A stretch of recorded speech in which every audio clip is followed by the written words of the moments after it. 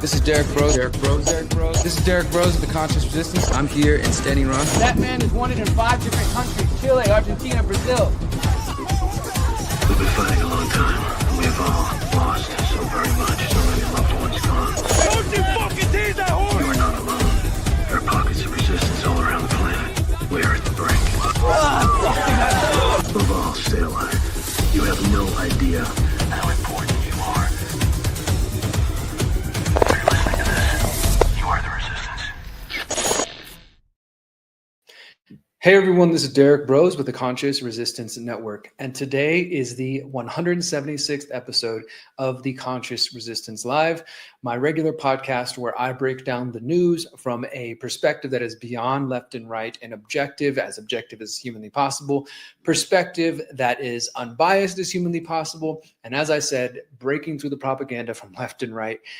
And this is also my first show of 2026. As we ended 2025, I asked all of you in my audience what I should do for 2026, what type of content I should focus on, whether I should do this show anymore, or if I should exclusively focus on the Activation podcast, which is my podcast where I interview different guests focused on different types of solutions, and whether I should just only do documentaries. And all of you said, do all of it and do the solutions talk about exit and build, Conscious Agora.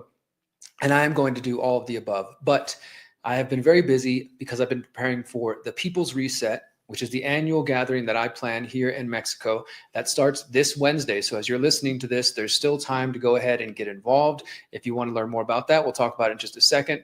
But again, this is my first show of 2026. So a lot of the stories we're about to cover, which I'll give you a heads up, we're going to talk, of course, about ICE and everything going on with ICE, but we're going to talk about this unveiling of the Gaza Board of Peace.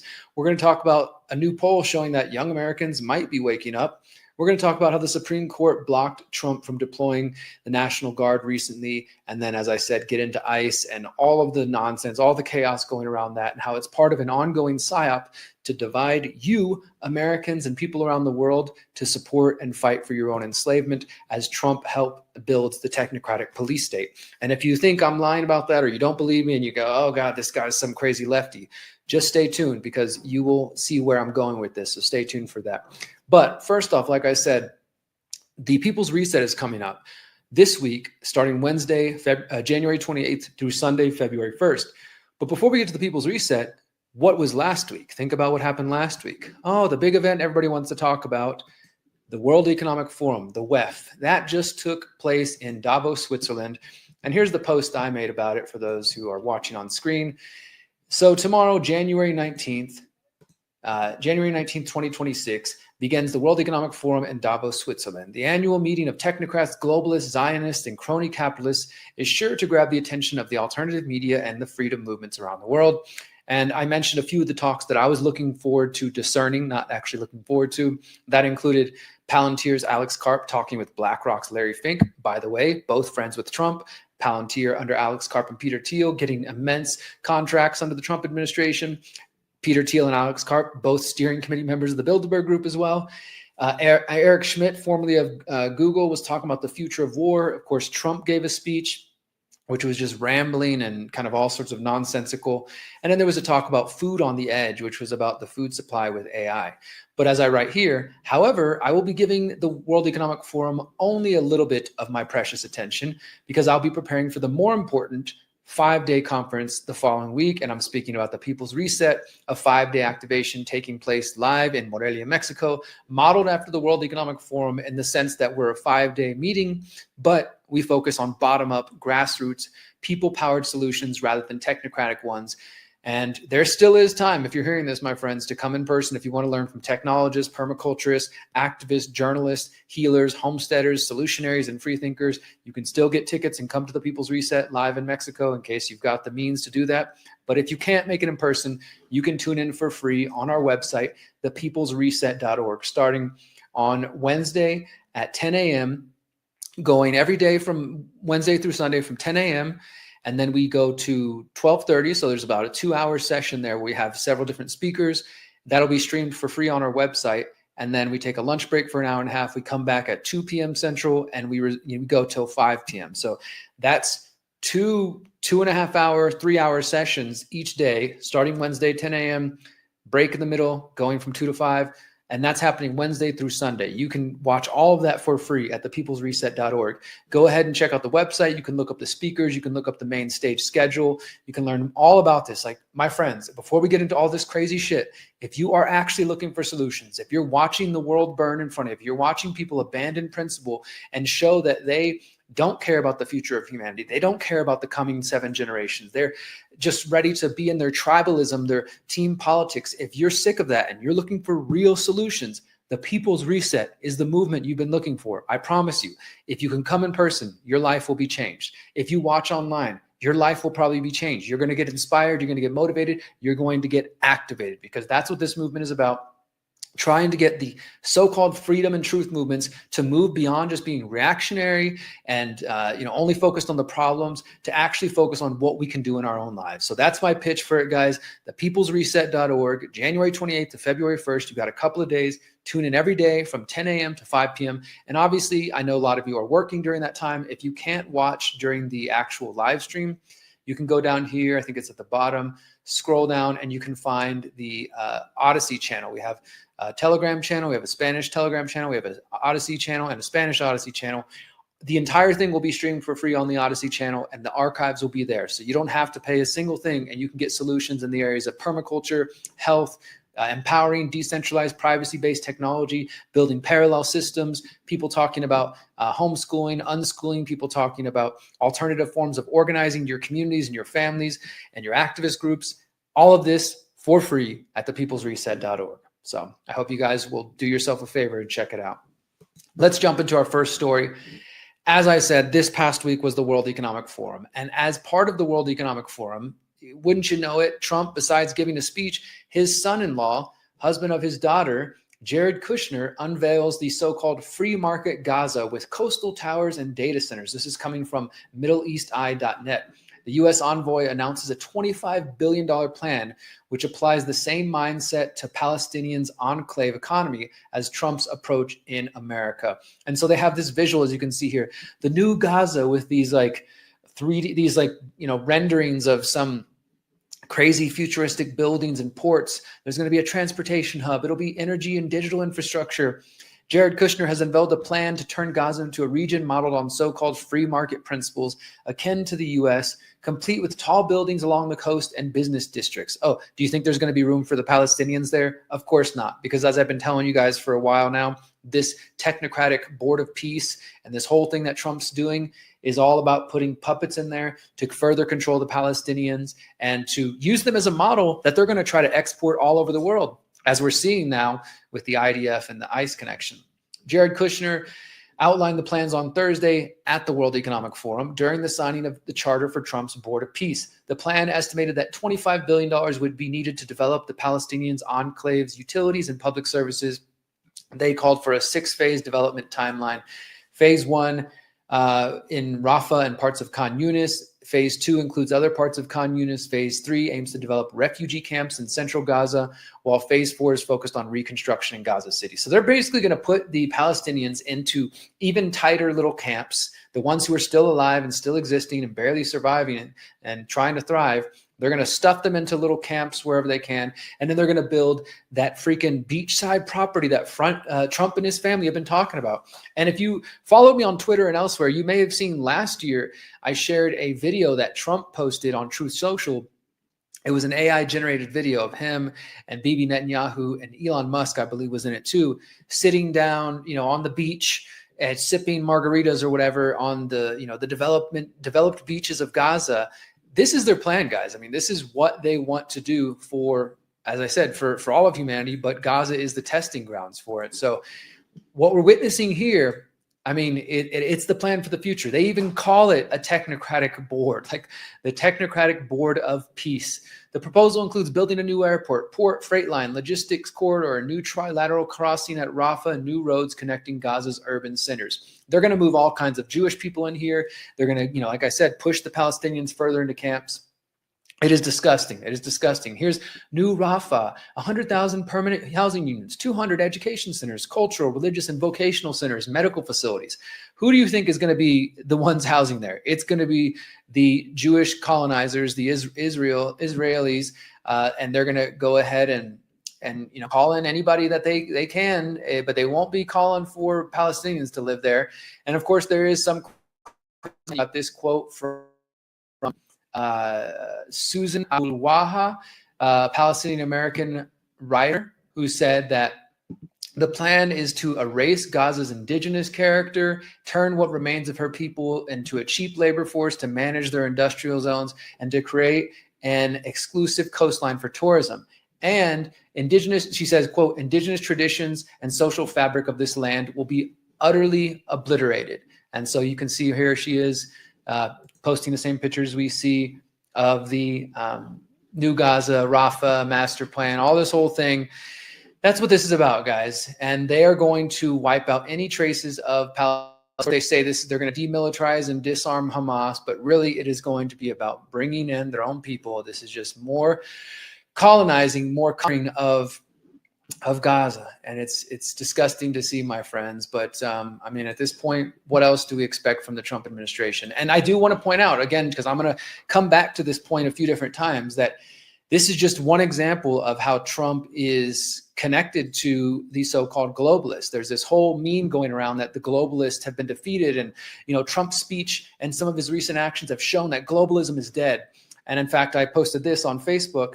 I find it hilarious that one of the narratives being spun this week by MAGA media is that Trump has dealt a death blow to globalism. To believe this, you must ignore that his cabinet has members and attendees of the Bilderberg Group, the World Economic Forum, the Young Global Leaders, Zionists, and Technocrats. You have to ignore that his admin is working with Palantir and that the two founders of the company, Alex Karp and Peter Thiel, are steering committee members of the Bilderberg Group.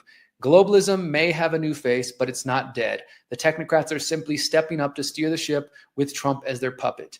And thankfully, as you can see, I got more than 1,000 interactions on this. It seems like a lot of people agree with me and can kind of see where this is all headed. And, one of the examples I've seen people talking about, they, say, well, Trump went to World Economic Forum and he made this big speech. Yeah, but he also unveiled his board of peace and technocratic plans for Gaza with Jared Kushner, as I just said. But the other big point is people were saying, well, Trump also announced that he's going to fully pull out of the World Health Organization. This is something he talked about in his first admin back in 2020. So I posted this. As people celebrate the U.S. leaving the WHO, do not forget that in 2020, under Trump's first administration, this happened. And this is from an article I wrote in 2020 titled Vaccine Bait and Switch. As millions pulled from the WHO, Trump gives billions to Gates-founded Gavi. Quote, taken together, the May payment, this is all payments that Trump did during the first administration while they claimed they were getting out of the WHO. The May payment of $775 million, the early June announcement of $1.16 billion, and the late June gift of $545 million. These taxpayer-funded investments will provide abundant resources for Gavi, and subsequently the Bill and Melinda Gates Foundation. These funds easily outweigh the paltry $281.6 million the U.S. was giving the WHO. So the point is, on one hand, he's like, we're leaving the WHO, we're sticking it to these people, and the Maha movement celebrates it. But on the other hand, in reality, Trump is redirecting funds towards Gavi and other Bill Gates connected organizations. And of course, now in Trump's second term, he's literally sitting and dining with Bill Gates. So this myth that Trump is kind of putting an axe to globalism and these institutions is just complete bullshit, my friends. All right, in our next story, we're looking at a new poll, which I think is some positive development, some positive signs. It says young Americans are increasingly rejecting the Democratic and Republican parties, a new poll shows. I mean, I think that's something we should all celebrate. Anytime the mainstream duopoly is being rejected or even questioned in any kind of way, it's a positive thing. And I think that the demographic here that they show lines up with what I've seen. It's lined up with my own life and just all the people I know in my family and younger people that don't buy into any of the bullshit. Now, in some ways, it's kind of negative because they feel very nihilistic or hopeless for the future. But I think if we can take that energy of people who reject the two-party system and the people who don't vote and turn it into people who use exit and build strategy and who understand the principles of voluntarism, then I think that could be a win for society. So the poll is from Gallup. It says, Americans are increasingly rejecting the two major political parties. Just under half, 45% of U.S. adults now identify as independents. This is a substantial shift from 20 years ago when closer to 1/3 of Americans said they didn't identify with Democrats or Republicans. So the number is nearly half of Americans. And they show the graphic here. They show how this has kind of changed over time and how you could go back to, was it 1990, and independents are 33%, and now it's like going up to 45%. And obviously what that means is that the support for Democrats and Republicans is cratering as well.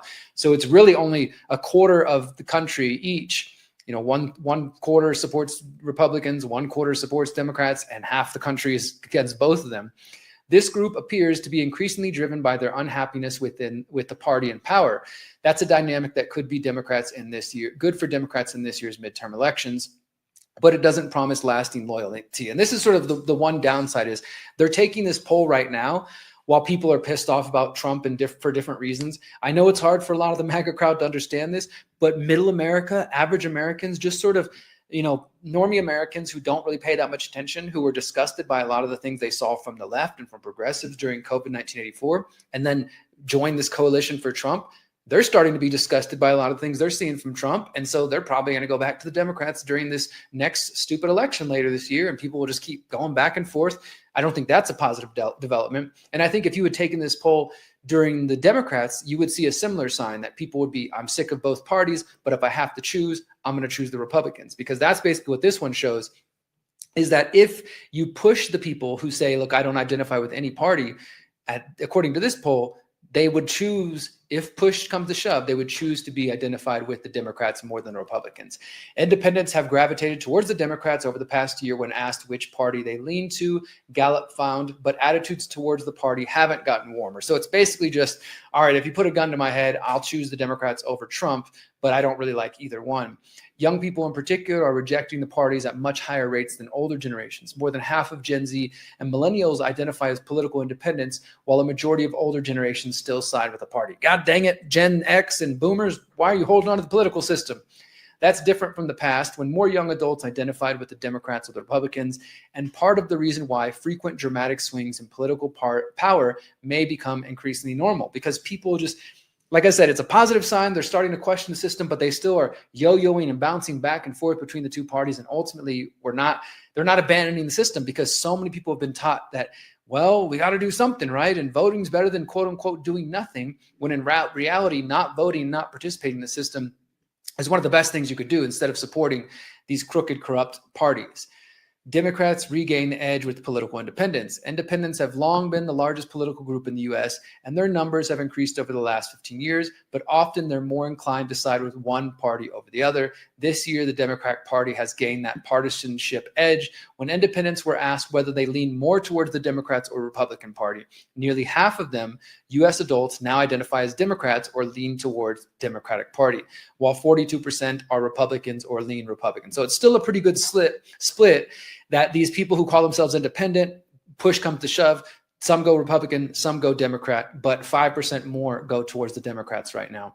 So, I think that there's some positive things to see here, but overall, if you're still buying into the system, you're still falling trapped. So here, let's get a little more into the numbers. Younger Americans are driving the recent rise in U.S. adults identifying as independents. The Gallup polling found majority of Gen Z and millennial adults who were born between 1981 and 2007, that would be my group and my younger brother, people like that, now identify as independents. Independent identity is softer in older generations, where only about 4 in 10 in Gen X currently call themselves independents, and roughly 3 in 10 older adults do. Young adults today are more likely than previous generations to identify outside of the two-party system, while 50% of Gen Z adults call themselves independents. That's higher than in 2012, when 47% of millennials said they were independents, and in 1992, when only 40% of Gen X identified that way. This means that this trend isn't likely to shift unless the parties are able to change the way younger people see them. And not only that, it says that independents are increasingly more moderate, so they're not hard left and they're not hard right. Some people just want common sense policy that doesn't go far off into left wing, gender surgeries for children, and others don't want it to go hard right with masked men kidnapping people off the streets and militarization of the streets and these kind of things. Some people just want things to work, and they don't want the government to be authoritarian, and they don't want propaganda pushed on their kids. So overall, I think this is a positive development. It's not that everybody's becoming anarchist or voluntarist or seeing through the system and waking up so much, but at least they're starting to question the fundamental systems of control that come from the two-party system. Now, if we could just get them to go a little further, and when push comes to shove, answer, I don't vote for either. No matter what you say, I won't vote for them. That would be a real win. All right, let's go ahead and continue on with our reports here today. Again, you're watching the 176th episode of the Conscious Resistance Live. My name is Derrick Broze. Thank you guys for being here. If you're new to my channel, please subscribe, please follow, like, share, all those good things. It does go a long way. This one is from a couple of weeks ago that I didn't get to cover before the end of the new year, and I just wanted to kind of highlight it for a moment before we get into our main story about ICE today, because I think it's important to highlight the times when, even though Trump is trying to do whatever the hell he wants and ignore the courts and things like that, there are some limited restrictions on him. And I don't really believe in the Supreme Court as an institution. I think it's a faulty institution. I think that, just because the Supreme Court says something is right doesn't mean it is right. But I think also they clearly sometimes can be an important check on power. This is one of those times. This is from late December, being reported by the New York Times, but you can find it anywhere. And this is, of course, even if you don't like the New York Times, this is a Supreme Court ruling, so you can go read the ruling yourself. Supreme Court refuses to allow Trump to deploy National Guard in Chicago. President Trump ordered state-based troops to Portland, Los Angeles, Washington, and Chicago over the objections of state and local officials. The Supreme Court on Tuesday, right before Christmas, refused to allow Trump to deploy hundreds of National Guard troops in the Chicago area over the objection of Illinois officials, casting doubt on the viability of similar developments in other cities, American cities. The justice's order is preliminary, but it blocks the Trump administration for now from ordering the state-based military force to the Chicago area, where an immigration crackdown led to thousands of arrests and confrontations between residents and federal agents. In this temporary ruling against the administration, the court refused to grant the president broad discretion to deploy military in the U.S. cities. It represented a rare departure from recent cases in which the conservative majority has overwhelmingly sided with Mr. Trump in preliminary tests of presidential power. And at this stage in litigation, the court said that Trump has not shown that the statute at issue, quote, permits the president to federalize the Guard and the exercise of inherent authority to protect federal personnel and property in Illinois. 3 conservative judges, Clarence Thomas, Samuel Alito, and Neil Gorsuch, noted their dissents. Mr. Trump has in recent months ordered National Guard to Portland, LA, DC, and elsewhere. So that was in late December. Let's go ahead and just do a check on CIA Google real quick. Supreme Court. Let's see, National Guard, Chicago, and see if there's been any developments since then. I think this is literally the last thing. Trump ends national deployment. Yeah, and so Trump actually, despite what some of us have been afraid of, Trump actually did follow this ruling, it looks like. Let's go ahead and check this out. From Politico, Trump ends National Guard deployment in 3 cities after Supreme Court. President said troops will no longer be in LA, Chicago, and Portland. So, okay, good. He actually listened to the ruling. That's a positive thing. This was coming at the end of December, right as January's beginning. And he says they could go back, but, we're removing the National Guard despite the fact that crime has been greatly reduced by these great patriots in those cities, and only by that fact. So, he's still patting himself on the back, but at least he listened. And this is shortly after that, behind the front lines of the legal battle against Trump's National Guard deployments. I will put this in the show note if you want to read more about that, because that is kind of an ongoing battle that's taking place in the background, sort of at the same time as everything we're about to get into with ICE, is these National Guard deployments. And people like myself don't think that Trump should be able to federalize or take control of the National Guard and do what he wants with them. I think that goes against states' rights. And I am somebody who supports states' rights and the 10th Amendment. And in fact, one more story before we move on. 10th Amendment lawsuits. And I've been trying to get somebody from the 10th Amendment Center to come on the show and give me some more background on this.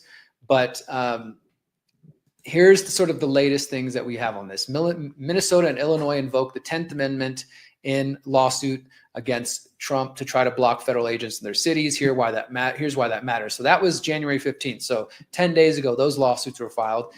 And as of this morning, Minnesota claims the ICE surge is illegal. A judge will hear arguments on Monday. And I believe that Monday is today. Yeah. So a federal judge in Minnesota will consider an extraordinary legal question on Monday. Can a deployment of federal law enforcement officers be so dangerous and so intrusive that it violates the state sovereignty under the 10th Amendment?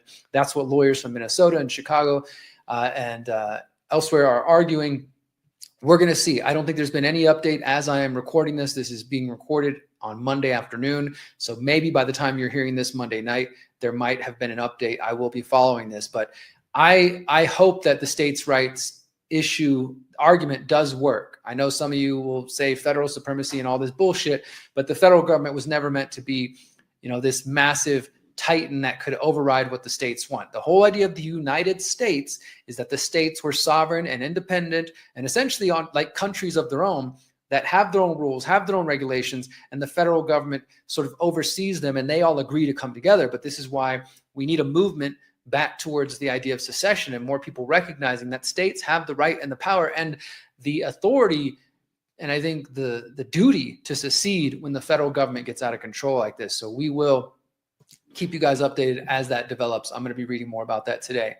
All right. One thing, guys, before we go to our final story of the day, which is going to take up the rest of the show talking about ICE, I want to remind you guys, my website is theconsciousresistance.com, theconsciousresistance.com. I encourage you to visit my website once a week, guys. I know many of you follow me on social media, Facebook, Twitter, YouTube, Telegram, Substack, Instagram, TikTok, and I'm grateful for that. But I really, really want to invite you to visit my website because not only can you not rely on social media to show you everything I do because of algorithms and things like that, but because this is really where you can find the best of all of my work I've done over the last 15 years. We have it broken down by categories, investigations, documentaries, my books, presentations, different topics, Finder's Cult, the occult, the surveillance state, technocracy, UFOs, the Trump deception, vaccines, water fluoridation, weather modification, anarchism, 9/11 truth, 5G, and on and on and on. And all of the reports I've done over the years are in these categories. And if you go to my website, you don't have to rely on Facebook or Twitter or wherever to show you my recent interview I did with Jimmy Dore, or my recent interview I did on Redacted, or with Shannon Joy, or the recent podcast I've been doing about my memoir. I launched a new podcast called A Man of My Word, which is the title of my new memoir, which you can pick up at amanofmyword.com. And we're doing that every Friday. I encourage you to check that out. We've also got a new article about ICE from Don Villa Jr., one of our contributors. I did an unboxing of the Daylight computer. There's a lot of content that if you're simply following me on social media, you're not going to see it. And I just want to invite you guys to do that because that supports me better. Look, I love the social media follows, but I would rather you give the traffic to my website. So again, theconsciousresistance.com. All right, so let's go ahead and continue on with our final story of the night. And I say story, but I really mean stories. This is going to be all about ICE. And since this is my first show of the year, there's quite a few things that I want to get into. We are going to talk about the shooting of Alex Preddy in just a few moments, but there's a couple other stories on the way to there, which I think really set the stage for what we're seeing with ICE and what it means for those of us who value freedom, who value individual liberty, who, as I was speaking a moment ago, want the federal government to be small, limited, or non-existent, in a perfect world. And how under Trump, those who claim to care about individual liberty, who are, people who've been telling us for decades that the federal government was going to label Americans domestic terrorists, and that the federal government was going to come after us and militarize the streets, and there would be a police state. People like Alex Jones are now celebrating it, are now cheering it on. And it is so disturbing and so sad to see. But this isn't just going to be I know some people in the comments, oh, great, Derrick, you're a libtard, you want open borders, this and that. I'm going to share with you guys my opinions on immigration when we get to the end. But first, I want to dissect these stories. Let's just look at the objective facts of what's happening, what has been happening with ICE, and where this is all headed, okay? So let's go ahead and start with this one. This is from a couple weeks ago, let's see, December 31st. So yeah, a couple weeks ago, ICE plans $100 million wartime recruitment push targeting gun shows, military fans for hire. So this one was interesting because a strategy document shared among immigration officials details plans to use influencers and geo-targeted ads to supercharge their push to hire thousands of officers nationwide. And so you've got these different memes and images that ICE has been sharing. Here, I'm going to open up some of them. And it's clearly, in some cases, I mean, I think it's meant to invoke video game culture in a lot of ways. So, for example, let me just open this one up here. Your nation calls once more, defend the homeland. And even that phrase, do you guys remember back when the Department of Homeland Security was first created post 9/11, how many right-wingers and other people said, I can't believe George Bush is calling this the homeland. What is that, similar to like the fatherland? People were questioning it. And then you got the enemies are at the gates with a bunch of people with knives, with swords, and then destroy the flood. It's kind of like a Halo type look, the flood of what? Immigrants, like people, brown people from other countries. They're trying to invoke this other person, be afraid of them. There's a flood of Marxists. 40 million people have flooded into the country, 30 million, 20 million, all these numbers that are constantly thrown around, which, by the way, when push comes to shove, when I ask people to tell me, where did you get your sources? Nobody ever has a good answer for this. The best numbers that I've seen are about 10 to 12 to 13 million people have come across the border in the last 5 years or so. And, a little bit before that. That's a lot of people. That's millions of people. But it does make a difference. Facts matter. And there's a big difference between 12 million and 20 million, 30 million, 40 million. Part of the difference is that if you're a person out there who has bought into that propaganda and somebody tells you 40 million illegals flooded the country, you're not going to be satisfied until you see 40 million people deported or detained or killed or whatever, even if that number isn't accurate. So the facts do matter. U.S. Immigration and Customs Enforcement officials are planning to spend $100 million over a one-year period to recruit gun rights supporters and military enthusiasts through online influencers in a geo-targeted advertising campaign, part of what the agency called a wartime recruitment strategy.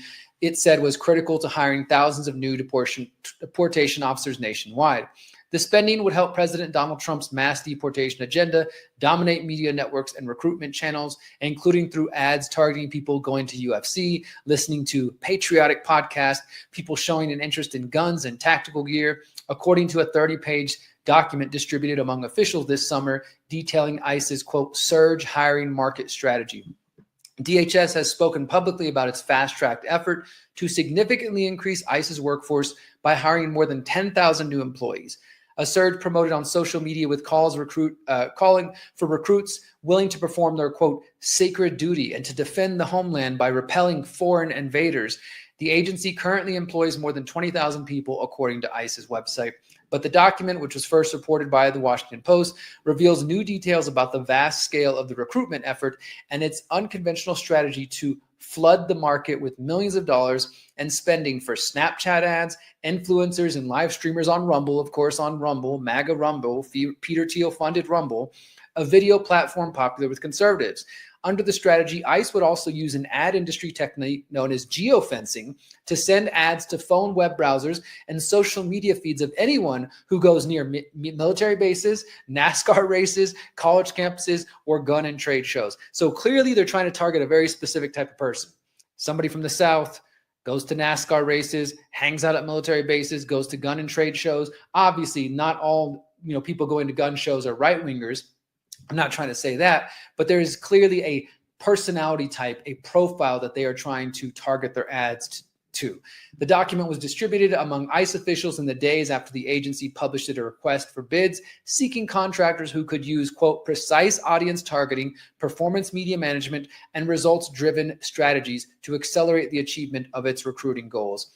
So the language in this call closely mirrored the language in the strategy document. The same month, DHS awarded 2 marketing firms nearly $40 million to support the ICE Public Affairs Office recruitment campaign. So they're using geofencing. They're going to use influencers, trying to encourage people to go sign up on, join ICE, join the fight against the flood of immigrants, defend the homeland. This is the kind of people that they are recruiting to be on the streets of America, my friends. Now, in the next development, this one that came out about 5 days ago, which I don't know why it's not getting more attention, I just, unfortunately, I've seen excuses being made by people, and it's not getting the attention that it deserves. Immigration officers assert sweeping power to enter homes without a judge's warrant. Hello. Anybody who gives a shit about the Constitution, Fourth Amendment right, conservative principles, limited government. There is a federal agency saying they can enter your home without a warrant. This is the police state you were warned about. This is the police state you've been telling us was coming for so long. According to this memo, which was obtained by the Associated Press, federal immigration officers are asserting sweeping power to forcibly enter people's homes without a judge's warrant, marking a sharp reversal of long-standing guidance meant to respect constitutional limits on government searches.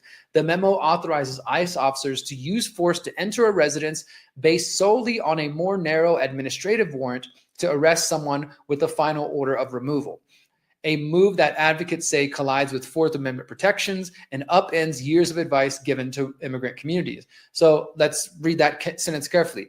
This memo from ICE is telling ICE officers that they can enter somebody's home only using an administrative warrant, which does include a final order of removal, saying, hey, this immigrant is illegal. We give the final order to deport them.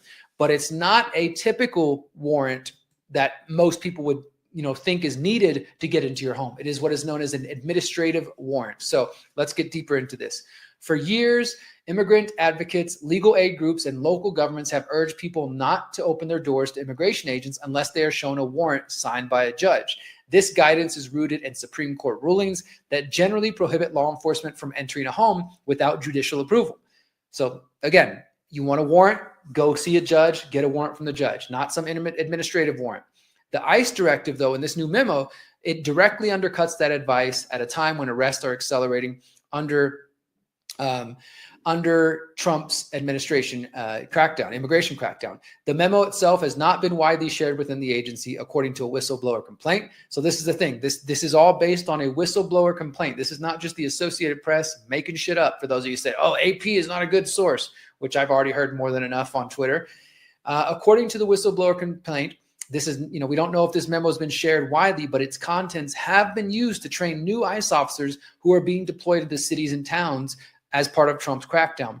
The new ICE hires and those still in training are being told to follow the memo's guidance instead of written training materials that actually contradict the memo, according to the whistleblower disclosure. And we'll show you the memo for that whistleblower disclosure in just a second here. It is unclear how broadly the directive has been applied in immigration operations.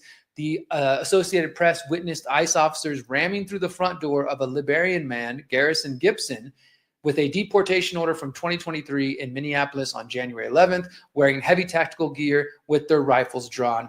Documents reviewed by the AP reveal that the agents only had an administrative warrant, meaning that there was no judge who authorized the raid on private property.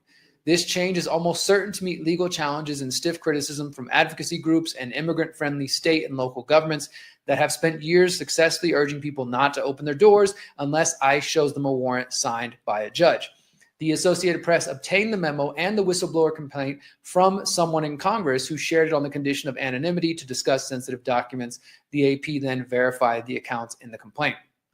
So the memo, which was signed by acting ICE Director Todd Lyons on May 12, 2025, says, quote, although the DHS has not historically relied on administrative warrants alone to arrest aliens subject to final orders of removal, the DHS Office of General Counsel has recently determined that the U.S. Constitution, the Immigration and Nationality Act, and the immigration regulations do not prohibit relying on administrative warrants for this purpose. So they're basically saying, even though we haven't done this in the past, according to our legal interpretation, the Constitution doesn't stop us from using an administrative warrant.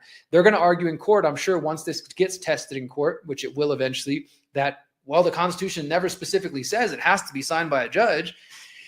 So, yeah, but this is where it's at, guys. ICE agents are being taught that they don't need a real actual warrant from a judge. An administrative warrant is just fine, and they can enter your home.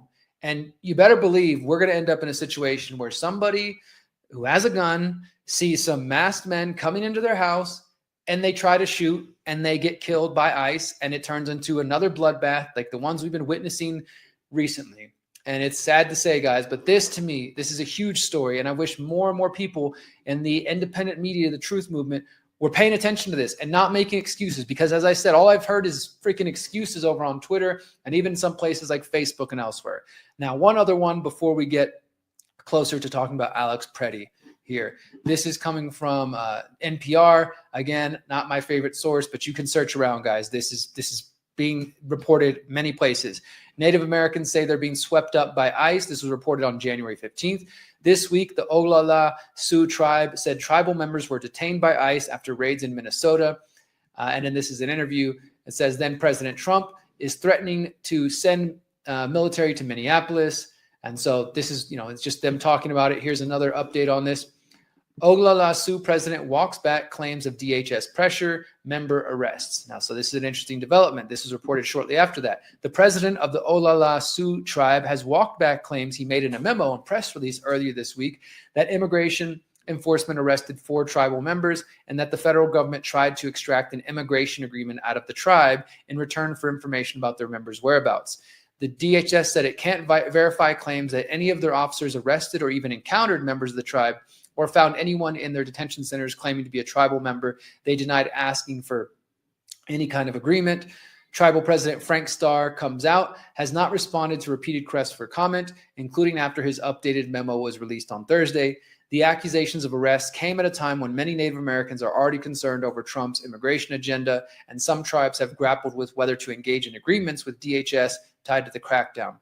Starr comes out, said Tuesday in a message on Facebook that the men were arrested in Minneapolis and that ICE had launched it, where ICE has launched its biggest operation ever. And he says that when the tribe reached out about the arrest, federal officials told us that the tribe could access that information if we entered into an immigration agreement with ICE and Department of Homeland Security. Then he later said, okay, that his statement had been misinterpreted, that they didn't try to make a deal with him. Nevertheless, there is absolutely ICE arrest, as it reports here, that there have been ICE arrests and people speaking out saying that Native people have been arrested. And this is talking about Arizona, New Mexico. The first story is about Minnesota, but there's others. In November, we got a member of the Confederate Tribes of the Umatilla Indian Reservation in Oregon, and an actress known for her roles in Northern Exposure in The Last of Us said she was stopped by ICE officers in Washington State and told that her tribal ID looked fake.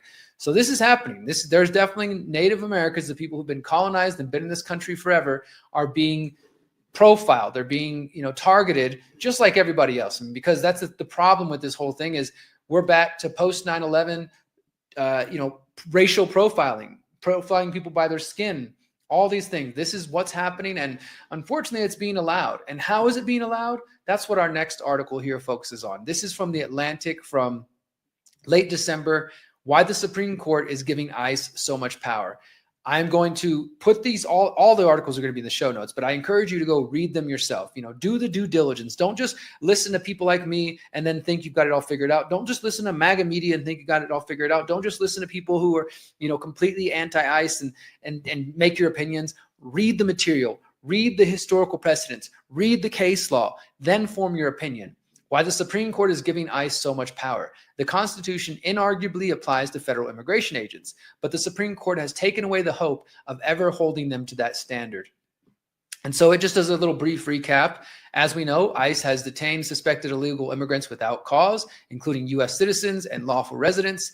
They have, in effect, kidnapped people breaking into cars. They've used tear gas and pepper spray on nonviolent and violent protesters. Yes, we know some protesters are violent, but they're not all. They have used tear gas. They have refused to identify themselves, wearing masks, using unmarked cars, switching license plates. They have kept people in detention without access to lawyers. They have questioned people simply for appearing Latino, speaking Spanish, or being in areas frequently believed to be frequented by illegal immigrants. Many of these tactics are plainly illegal. The Constitution incontestably applies to federal immigration officers. The Fourth Amendment protects against unreasonable searches and seizures and excessive force and requires a warrant to search a private home. The Fifth Amendment guarantees due process and bans self-incrimination. The Sixth Amendment establishes a person's right to counsel. So then why the fuck is ICE getting away with all this? Well, according to this article, you can trace this back to 2 Supreme Court decisions that put too much faith in ICE's commitment to respecting people's constitutional rights. As a result of these cases, people whose rights are violated by ICE have little to no recourse, unfortunately. Contrast that with the rules of police officers. If a police officer kicks down your home, searches your house without a warrant, questions you without a Miranda warning, or illegally arrests you, a provision known as the exclusionary rule may prevent that evidence gathered through those tactics from being used in your prosecution. And if you happen to be acquitted, you can sue for damage. Although I will say the cops also get away with all kinds of shit too, so even that's not guaranteed. But none of this is even applicable when it comes to ICE. The first of these two cases is a 1984 decision called INS versus Lopez Mendoza that untethered ICE from the exclusionary rule.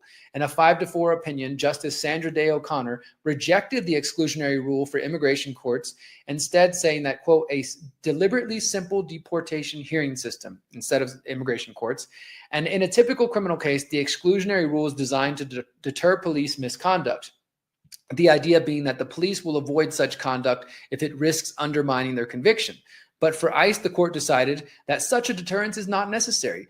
Unless ICE conduct amounts to a, quote, egregious violation of the Fourth Amendment, the evidence that the agents gather, even if it's through illegal means, can be used in immigration courts. Part of this court's decision was a presumption that the Fourth Amendment violations by ICE officers were, quote, not widespread. So basically they're saying, why should we even worry about this? ICE officers, they don't violate people's Fourth Amendment. And this was back in 1984. So, 40 years ago. And they're saying that Immigration and Naturalization Service has already taken sensible and reasonable steps to deter Fourth Amendment violations by its officers. So basically, it's just this presumption of innocence on the part of ICE that they're all angels and they're not going to violate people's Fourth Amendment. So why do we need to have that protection in there? So that Supreme Court case is INS versus Lopez Mendoza, 1984. The second court decision they point to appears to have eliminated or at least seriously limited the possibility of lawsuits for damages after individuals are unlawfully detained, searched, or experience excessive force at the hands of ICE. This was not that far ago. This is 2022. Egbert versus Boole. Justice Clarence Thomas, writing for the majority, denied the rights of plaintiffs to sue Border Patrol agents for excessive use of force in the name of national security. Oh, that same old thing they love to pull out. There is every reason to believe that the Supreme Court would extend the rationale in Boole to shield ICE from liability as well. The court would effectively be greenlighting ICE's abusive tactics and insulating agents from damages when they are, in fact, no different from any state or city police officer who violates a person's constitutional right. And the rationale in this case relies on the agency's purported ability to self-regulate. Justice Thomas suggested, quote, Border Patrol must investigate alleged violations and accept grievances. But can anyone actually count on or believe that ICE is going to take care of themselves? I mean, I don't think that's something we can actually believe is going to happen, or I think we're already seeing that these people are unaccountable and they're not going to police themselves. So why should we think that, with or without these court decisions, that they're going to do that? But just in case you want a little bit of background, these are the court's decisions that, let's say you get manhandled, abused, beat by ICE, and you try to take it to court, they're more than likely going to argue that these cases protect them and that they have immunity. And guess what? People like the psycho Stephen Miller and Trump's administration, they're arguing the same thing. They're telling the officers, you have federal immunity. We've got your back no matter what you do. All right, so let's go on to this big story of the week, the shooting, the death, I'll call it a murder of Alex Preddy. We're not going to go ahead and play all the different clips and try to dissect the angles, because I think that if you're not just following this freaking woman, Kristi Noem, or Stephen Miller, or Donald Trump, you've seen the videos. And there's now multiple angles that show that Alex Preddy was shot in the back. Now, we can debate why he was there. All the videos show that he had a phone in his hand. He apparently had a gun with him, concealed carry. And there's a scene that shows a woman being pepper sprayed. He appears to try to help her, and then he gets grabbed by the ICE agents. He seems to kind of pull on the woman, maybe just because he's starting to grab for something to hold. Then, while there's this scuffle going on, 4 or 5 ICE agents throw him to the ground. One of them clearly disarms him. If you haven't seen this video, guys, I'm not making it up. Like I said, we're not going to get lost in trying to dissect frame by frame. There's plenty of other places doing that. But there's clear video of them taking the gun off his hip and walking away with it. And then this pussy ICE agent shoots him in the back and repeatedly shoots over and over and over, and he dies right there. Now, just like with Renee Good in that shooting a few weeks ago, Kristi Noem and Trump and his people immediately go to calling him a terrorist and making up shit. So let's go ahead and look up some of the shit that has been made up here. This is from CNN, of course. So again, be critical if you want, but these are their direct quotes. We can find their own words, and I'm going to play you some words from Kash Patel in just a moment. So again, these are their own words. You don't have to take CNN for their own word. This is what they've said. Homeland Security Secretary Kristi Noem claimed that Preddy attacked officers, an assertion which was later echoed by FBI Director Kash Patel, but no footage as of Sunday afternoon or today, Monday afternoon, shows him committing any kind of attack. Kristi Noem claimed that he was brandishing a gun, but no available footage shows him even holding his weapon at the scene. A concealed gun appeared to be taken from his waistband area before he was shot. So again, he was disarmed and then shot. White House Deputy Chief of Staff Stephen Miller referred to Preddy as an assassin who tried to, quote, murder federal agents. Vice President J.D. Vance reposted this claim. Border Patrol Commander Gregory Bovino, who I think is just one of the worst human beings alive, and the Department of Homeland Security in a social media post said, quote, it looks like Preddy, quote, wanted to do maximum damage and massacre law enforcement. How you can even think that? The dude didn't pull his gun out, didn't start shooting at people. They're just making shit up. Nobody has shown any evidence that Preddy sought to kill anyone, let alone perpetrate a massacre. Kash Patel suggested that Preddy broke the law by carrying a concealed gun at a protest, but the Minneapolis police chief said Preddy had a permit to carry the gun and was allowed to have it on him as he was protesting in a public space. His parents, Alex Preddy, they issued a statement on Saturday saying the sickening lies told about our son by the administration are reprehensible and disgusting. And in television interviews on Sunday, the administration declined to repeat some of their most incendiary allegations from Saturday about Preddy, who was a registered nurse in an ICU unit at Veterans Affairs facility. So this guy worked with veterans. This guy probably considered himself to be patriotic, and he ends up being murdered by ICE thugs. The administration claimed that Preddy attacked officers. Videos don't show him attacking anybody. Videos contradict Noem's Saturday suggestion that he was brandishing a gun. Other officials wouldn't repeat the claim on Sunday. The administration has provided no evidence for its claim that Preddy was an assassin or planned to massacre officers. There's this fucking scum, Greg Bovino, this guy right here in the middle, this stupid-ass military haircut. He likes to walk around like with a freaking Nazi lookalike long jacket. I just can't stand that guy. I'm trying to pray, guys, and ask for help because these people, my blood boils when I see these people. Minnesota guns group owners say Patel was completely incorrect on Minnesota law about carrying a gun at a protest. O'Hara, the Minneapolis police chief, said on Sunday that Preddy had a permit to carry a concealed firearm and was legally armed at the scene of his killing on Saturday. But Patel claimed Sunday on Fox News when discussing the incident, quote, you cannot bring a firearm loaded with multiple magazines to any sort of protest that you want. It's that simple. And we're going to show that clip in a second. No one who wants to be peaceful shows up at a protest with a firearm that is loaded with 2 full magazines. Despite the fact that during COVID 1984, MAGA and right-wing protesters went to different capitals like the Michigan Capitol, fully armed with guns. I went to the huge gun rights protest in Richmond, Virginia in early 2020, where there was thousands of people armed to the teeth with guns. Plenty of right-wingers go to protests with guns. And I'm not saying that's a bad thing. I think they have the Second Amendment right. I also believe in open carry. So this is just a complete psyop trying to get the right wing to now abandon gun rights because somebody they don't like who's opposing ICE had a gun. The Minnesota Gun Owner Caucus, a gun rights organization in the state, responded to Patel saying, this is completely incorrect on Minnesota law. There is no prohibition on a permit holder carrying a firearm loaded with multiple magazines at a protest or a rally.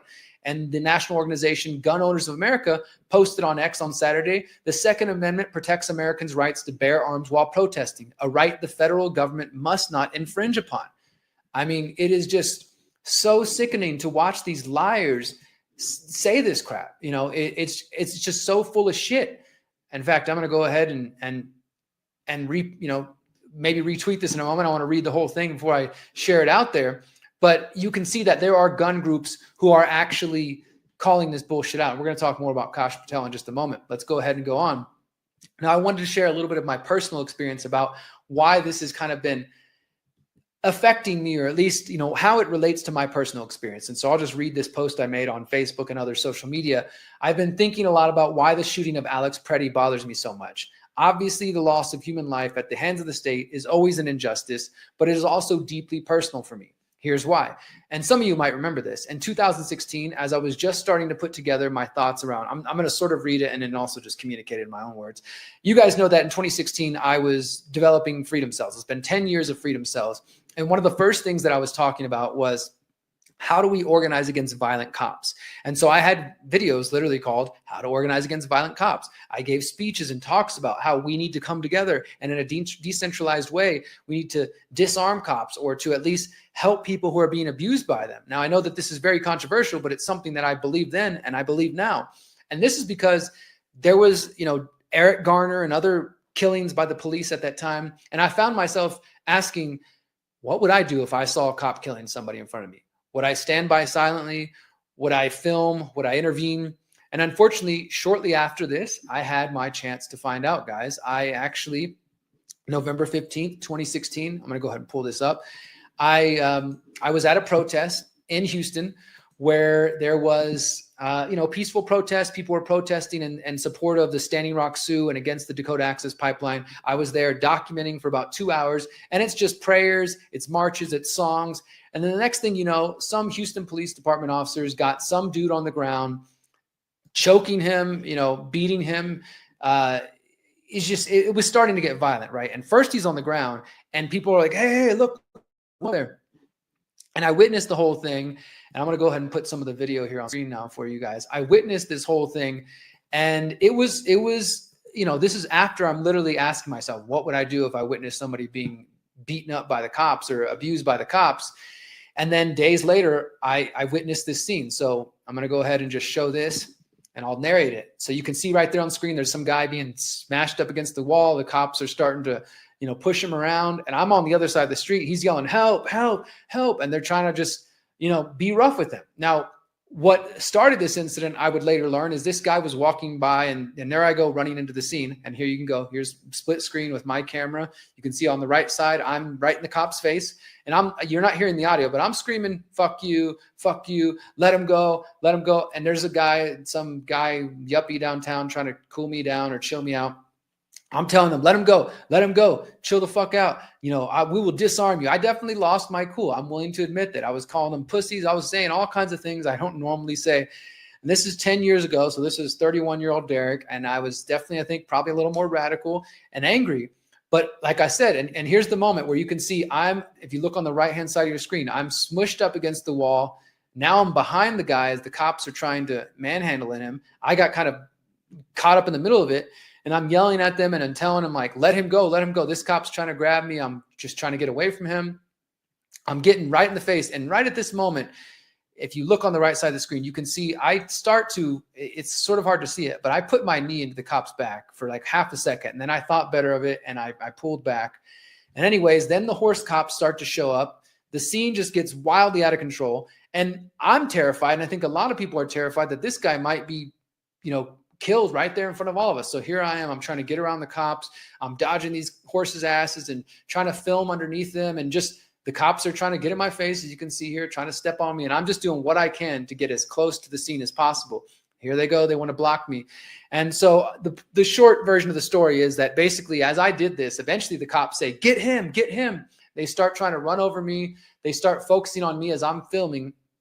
And once they start focusing on me, I literally hopped on my bike and I just rode out of town with literally cops on horses chasing me. And here I am. You can see I'm getting closer and closer. They kept trying to run me over with these horses. Thankfully, I didn't get trampled on because I was pretty close. And this was a heated moment. I left downtown. Here you can see, I'm going to skip ahead a little bit. You can see they got this guy down. They're arresting a different guy. They got another guy. They got the first guy. And I'm sitting and see right there, that's when the cops pointing at him, get him, get him, get him. And I hightailed it out of town, and a couple days later, I learned that I had a warrant out for my arrest.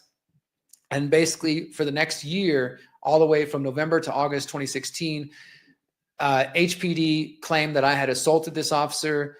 I had to go to court and fight them in this legal battle. They claimed that I scratched the cop's thumb. No shit. Literally, that I scratched his thumb, and they called that a police assault.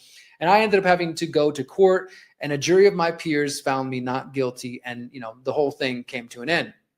But the point is, when I see what happened to Alex Preddy, I think about these things like, what would I do in that situation? I want you to think about that, because I realize that sometimes just filming isn't enough. And Alex Preddy, he was trying to film as ICE was throwing some other woman to the ground and pepper spraying her.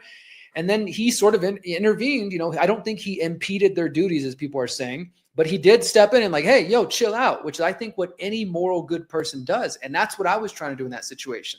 Unfortunately, I think if that happened today from 2016 to 2026, I probably would be shot and killed by those cops, especially if it was ICE.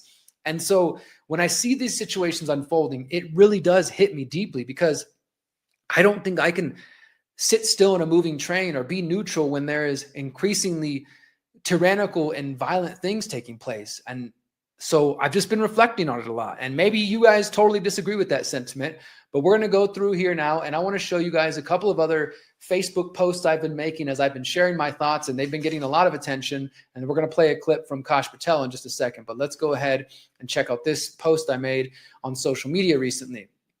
What I said here was, just in case anyone's confused, since I'm critical of ICE and Trump, I'm not a leftist, I'm not a liberal, and I'm not a Democrat.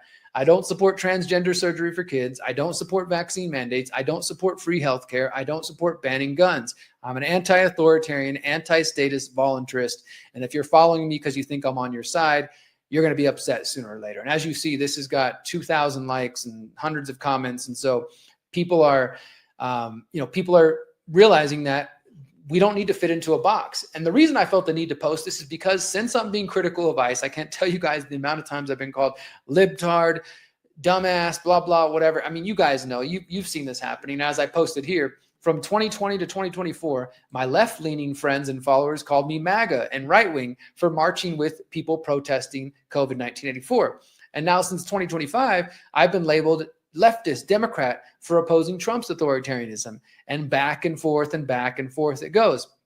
And I could even go further and say, back in 2004, when I was against Baby Bush and his wars, people were calling me libtard and leftist, and I didn't really know what these terms meant. I just thought war is bad. Why are we going to freaking Iraq and Afghanistan? I don't support that. And then when I started to really wake up in 2009 during the Obama years, people were calling me right-wing, whatever, Republican, for calling out Obama for his drone bombing, for his surveillance. And then, of course, during the Trump years, the first time, I'm a libtard again. And then during Biden, I'm a right-wing MAGA. I've lost a lot of friends over these years for every time, because they want to try to put me in a box when I feel like all I'm doing is being consistent, standing against authoritarianism, statism, violence from the government. My principles haven't changed. In fact, I've gotten stronger and more firm in them. It's just that lots of you people out there have no principles. So you're wishy-washy every 4 years, back and forth, and you're letting them fuck with your mind because you don't have any principles. That's a big part of what we're facing here, my friends. So I'm going to share some more of my thoughts here about how what people like Kash Patel are doing, and others like Kristi Noem with their lies, are destroying, or at least attempting to destroy, the Second Amendment. So I'm going to play this quick clip. It's like 3 minutes long. We won't play the whole thing. It's from the local news media, I think in Minneapolis, discussing Kash Patel's comments. And I want you guys to check this out. So we'll be right back. And now the Trump administration is responding to the second fatal shooting this month of an American citizen in Minneapolis at the hands of a federal agent. ABC Justice and Homeland Security reporter Luke Barr joins me now with the latest. Luke, Kash Patel appeared on Fox News Sunday today saying Americans cannot bring loaded firearms to protests. What else did he have to say? Yeah, he did, and we do have some sound of that. Let's take a listen to what the director said first here, Ike. But as Secretary Noem said, no one who wants to be peaceful shows up at a protest with a firearm that is loaded with 2 full magazines. That is not a peaceful protest, and you do not get to touch law enforcement. You do that anywhere, this FBI is going to be leading the charge to arrest those. Yeah, Ike, and he also said that, quote, you cannot bring a firearm loaded with multiple magazines to any sort of protest. He said it's that simple. You don't have that right to break the law and incite violence. And he also confirmed in that Fox hit that the Department of Homeland Security is actually leading this investigation with an assist from the FBI. He said that the FBI is in possession of the firearm and they're running tests, but so far it's a DHS All right, so I don't think we need to see the whole clip, but there you go. Just in case you didn't trust my own words, like there's Kash Patel saying, as we reported on that CNN article a couple moments ago, you don't come to a peaceful protest, with guns unless you have bad intent. Even though that's what lots of right-wing open carriers, libertarians, et cetera, people have done for years, and now all of a sudden they're trying to get you to think that that's illegal, that that's a bad thing, because this is part of a psyop to get the right wing, the people who have traditionally been the ones who support gun rights, to now be against them. And this is what I wrote on Facebook. This is how the Second Amendment crowd gets neutered and goes from supporting open carry to saying people should be shot and killed if they open carry around law enforcement. What's the point of open carry if you can't be armed during potentially dangerous situations? Now, I know people will say he wasn't actually open carrying, he was concealed carrying, and that's true. You have concealed carry, you have the right to have a gun hidden on you, on your pocket, and you have a right to open carry. And I want to point out this one comment. This is from a friend of mine that I know from, back in the day in high school. And he's a good guy. And I basically, I consider him to be kind of just an average American. He's just a working class dude. He's got a business. He's got a family, trying to take care of his life. He's not a hard right activist and not a hard left, not even an activist. He's just an American. He said, seeing someone being publicly executed while exercising their First Amendment rights for their exact intended purposes is really, really scary and disturbing. History seems pretty clear on what happens when a government disarms its citizens. This man was disarmed, then executed right in public view, and it's mind-blowing to see so many people supporting it. MAGA, I believe, is losing the support of just average Americans who don't support this kind of shit. Now, here's another one just to kind of take the big picture for you guys. What people who are cheering on ICE and the immigration police state don't understand is that this was all done by design. This is a classic problem reaction solution operation. The predator class create or allow a problem to fester. This causes a reaction in the public, which leads to the solution that the predator class wants. Since 2016, I've been warning that immigration would be the issue Trump used to usher in the technocratic police state. In order to accomplish this, there had to be years of propaganda about immigrants flooding the country. Some based in truth, also lots based in bullshit. Lots of people claim 20, 30, or 40 million people flooded the country without evidence. I'm sure some of you are saying it in the comments right now. Show me your source. In order, yes, there have been crimes by immigrants and violent gangs coming to the U.S. Those stories got amplified so that the people would welcome and celebrate Trump's rhetoric and ICE's violence. Now, more and more people recognize ICE's policies are not solely about violent criminals. ICE is focusing on regular Americans and violating the Constitution. This is only the beginning, my friends.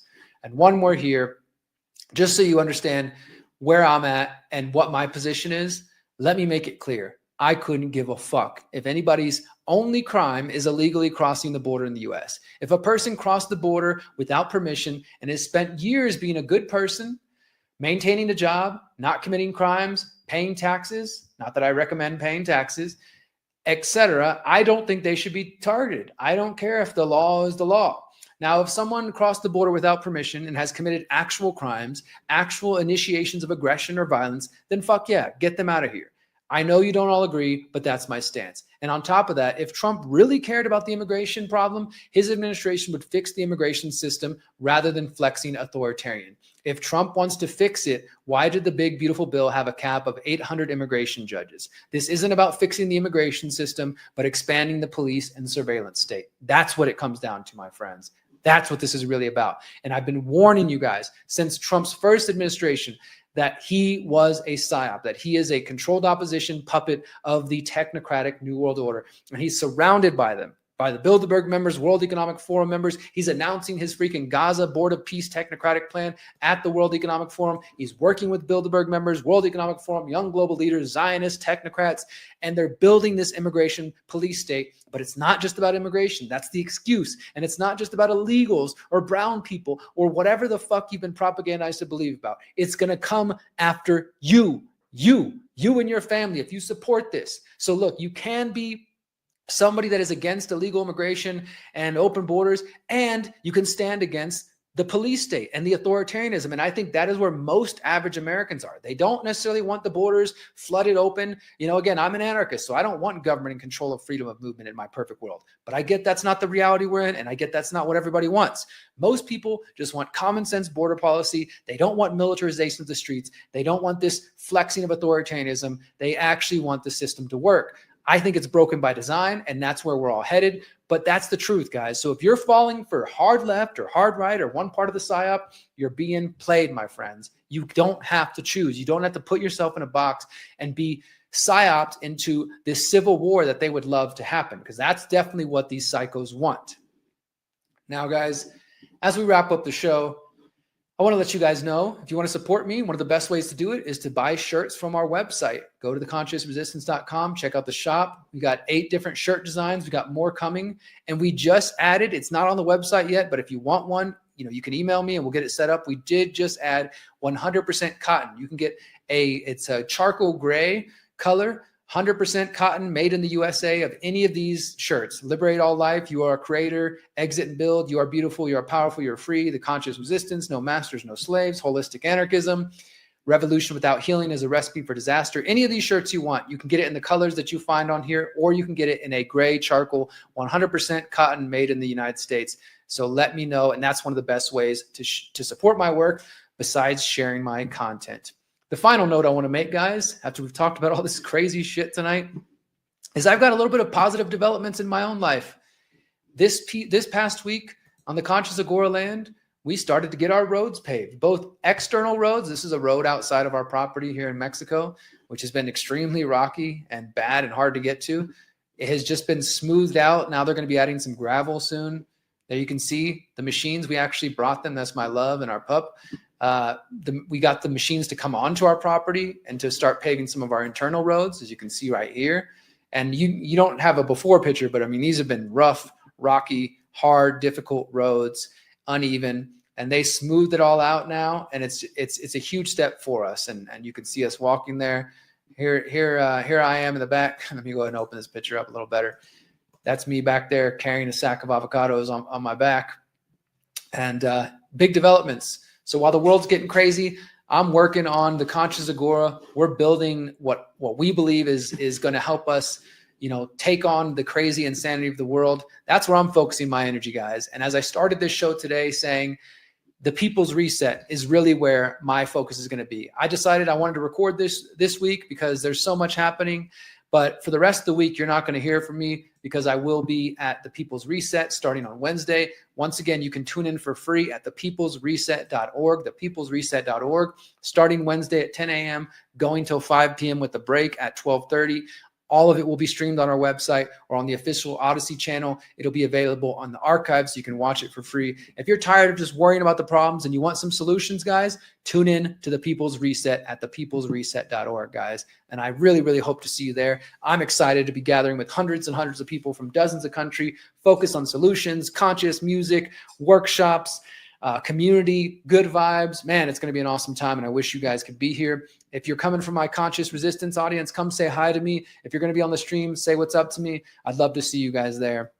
And final note, if you want to support us, go to theconsciousresistance.com/invest, sign up on Buy Me a Coffee, Substack, etc., and you can support me on a monthly basis, guys, and that goes a long way to supporting my work. So that'll be it for tonight, guys. Thank you so much for your support. We're going to end with a music video, as we always do. This one is coming from DubFX, who is a friend and an amazing artist who is going to be performing live at the People's Reset on Saturday night as part of one of our headlining concerts. This song is called Dig This. I invite you guys to listen to the words, let them seep into your heart, your mind, and your spirit. Even if it's not your favorite genre, hear the words. This guy is one of the most, I think, evolutionary conscious artists out there today who really lives by the message. And I'm so glad that he's part of the People's Reset movement. So check out this song, guys. Until next time, remember, you are powerful, you are beautiful, and you are free, my friends. Protect yourself and the ones you love. Peace.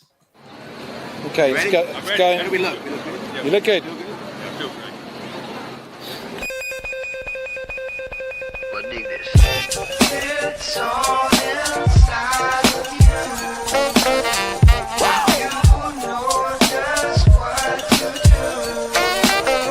Yeah, it's all inside of you. Once again now, Athens. So now I'm floating down this rhythm with you, trying to figure out what my mind could do. I'm in a state where I could just pursue. I love this sacred geometry.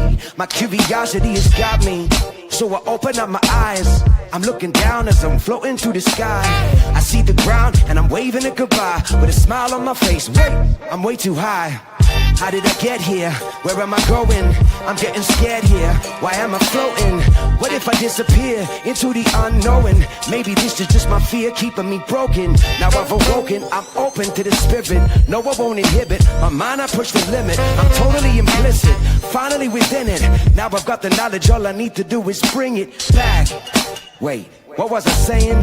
Where was I going? Why was I praying? Am I insane? Maybe. Is this another game or am I crazy? I need to refrain from thinking about maybe. Confidence in my mind is gonna save me. So I'ma sit and meditate in this higher state. Let this medicine regenerate me. It's all inside of you. You know just what to do. It's all inside of you, my love.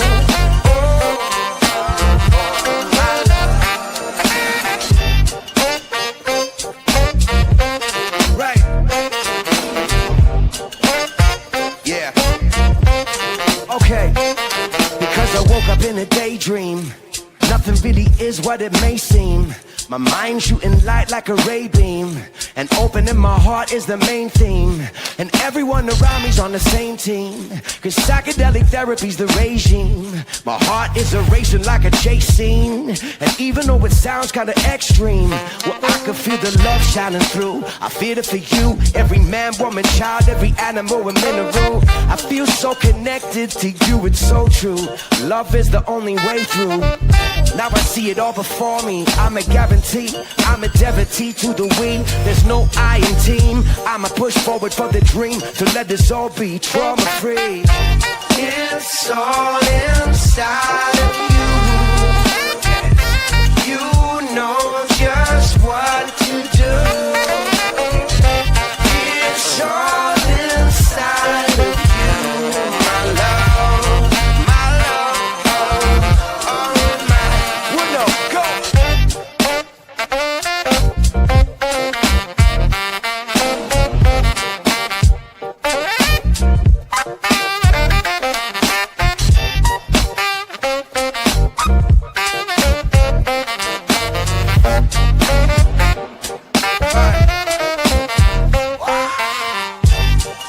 It's all inside of you.